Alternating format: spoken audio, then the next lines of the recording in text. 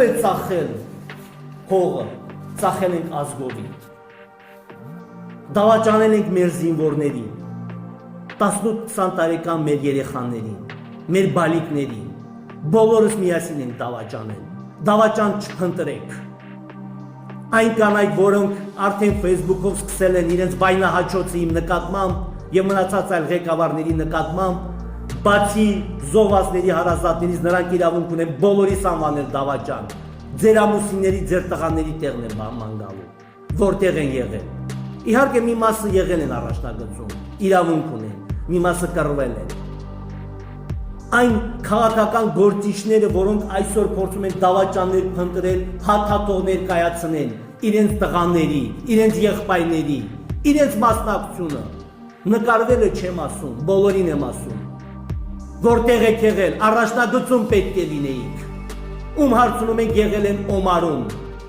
Օմարում այո շատ ծանր ճակատամարտ ենք ունեցել, մի քանի օր և շնորհիվ զինվորականների, որևէ մեկը չվերագրի իրենց, շնորհիվ զինվորականների կարճ ժամկետում կարողացել են վերականգնել դիրքերը, սելֆի անելով ազգին խաբել ենք, գտնում ենք առաջնագծում, զինվորի կարիք ունենք, այո մենք ունենք խնդիրներ, անօդաչու սարքերից պաշտպանվելու, օդից պաշտպանվելու, չգիտեմ և այլն, հիմնական պատճառը, հիմնական դավաճանը մենք բոլորս ենք, որ զինվորներին թողել եք մենակ, իսկ ինչի ենք վերջում զինադադար կնքել, ինչի ենք պարտավորված եղել, որտեղ այդ զինվորները մեր շրջափակման վտանգի տակ էին, երբ որ Ստեփանակերտը արդեն պաշտպանող չուներ, քանի որ զինվորականները գտնվում էին հիմնական առաջնագծում, ուր էին կամավորականները, ուր էին մնացած մեր աշխարհազորը, ուր էին իմ հայր սիրելի ստեփանակերտցիները, որոնք այսօր փնտրում են դավաճաններ։ Չկար Ստեփանակերտը պահող, կային այո մի քանի տասնյակ կամ ընդամենը 1-200 հոգի, 6000-ից ավել զորքի մենք դրանով պիտի դիմակայեինք։ Իսկ Ստեփանակերտը գրավելուց հետո ընդամենը մի քանի կիլոմետրից շրջափակում էին մեր ամբողջ զորքը,